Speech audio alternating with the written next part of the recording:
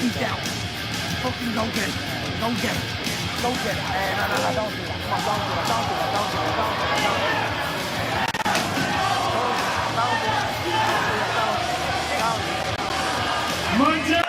Don't do that. If you think I'm up here giving these speeches and leading these men into battle, and I won't step in there myself, think again.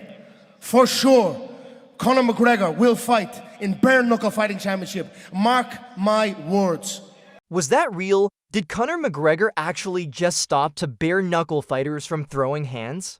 That's what thousands of viewers were asking after watching the BKFC Champions Summit. I was one of them. If you love real combat, raw emotions, and zero BS in the world of bare knuckle fighting, make sure to hit that like button, subscribe for more no-nonsense fight talk, and smash that bell so you never miss a moment, because today, we're asking the question nobody wants to say out loud. Was Conor McGregor's BKFC face-off moment real or completely staged? Let's break it down, because what happened between Mike Perry, Dave Mundell, and Conor McGregor wasn't just another face-off.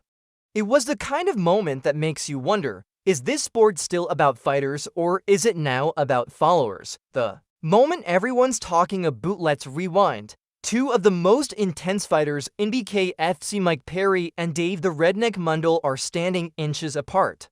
Jaw clenched, eyes locked, breathing heavy. You could almost feel the tension through the screen. Then, out of nowhere, Conor McGregor steps in like an older brother trying to stop a school fight. Don't do it. Don't get it. Don't get it. He repeats it again and again, and just like that, the moment fizzles. The crowd roars and the video goes viral.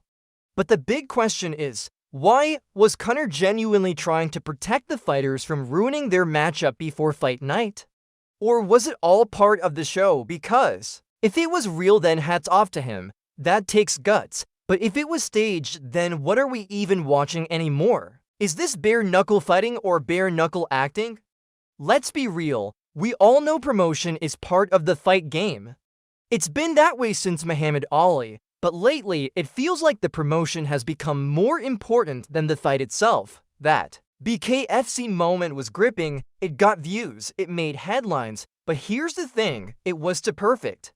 Too clean, too convenient. Like someone yelled action behind the camera. Why Conor's role felt scripted. Respect Conor McGregor. He's a legend. He's done things no one else has in MMA. But let's look at this moment with open eyes. Why was Conor suddenly there, standing between BKFC's top two stars? Why did the camera zoom in perfectly as the face-off escalated? Why did everyone freeze right when he shouted, "Don't do it," like it was choreographed? Something about it didn't feel raw, it felt directed. What we're losing, the grid that made BKFC special, earned its audience by being different. It wasn't about glitz. It was about grit. Blood. Bruises. Real emotion. Real beef. Real pain. Now it's starting to feel like a podcast in gloves. And I say that as someone who loves combat sports. If every big moment is planned, if every face-off ends in a perfectly timed viral clip, then when do we stop being fans of fighting and start becoming just consumers of content? There's a difference. We used to tune in to see what would happen. Now we tune in because we already know what's going to happen. And honestly, that's heartbreaking. Because in all this media frenzy, we're forgetting the humans involved. Mike Perry, this guy bleeds for a living. He walks into the ring like it's a cage. He doesn't fake it. He's as raw as they come. Dave Mundell, pound for pound, king of BKFC, fights with emotion, power, and pressure. He's built for the storm, not the spotlight. And in that moment, when Conor stepped in, both of them just froze, not because they were scared, but because it wasn't in the script to actually throw hands. At least, that's how it looked, and that's the problem when real fighters start acting like they're part of a marketing plan. You begin to wonder, are they protecting the brand or themselves? Because it's one thing to sell a fight, it's another thing to sell out the fight. And I'm afraid BKFC is flirting with the second one. Why this moment bothered me? I didn't grow up watching combat sports for the theatrics. I watched for the Struggle for the way a fighter's eyes change after getting rocked.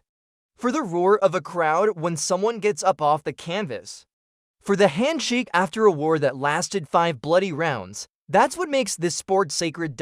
And when a moment, even just one feels fake, it shakes everything. Do we boycott BKFC? Of course not, but we should speak up. We should demand honesty. We should reward fighters who keep it real. And we should call out moments that feel manufactured instead of earned. Because once we lose trust, we lose everything. Conor McGregor might have stolen the show, but it's the fighters who bleed for it. So here's my message to BKFC: don't lose the soul of this sport for a few million clicks. Don't turn real pain into fake drama. Don't forget that what made you different is what made you great. We don't need a script. We just need the fight. Was Conor McGregor genuinely stepping in to stop chaos? Or was he part of a growing trend of planned tension in combat sports? Drop your honest take in the comments. Let's talk.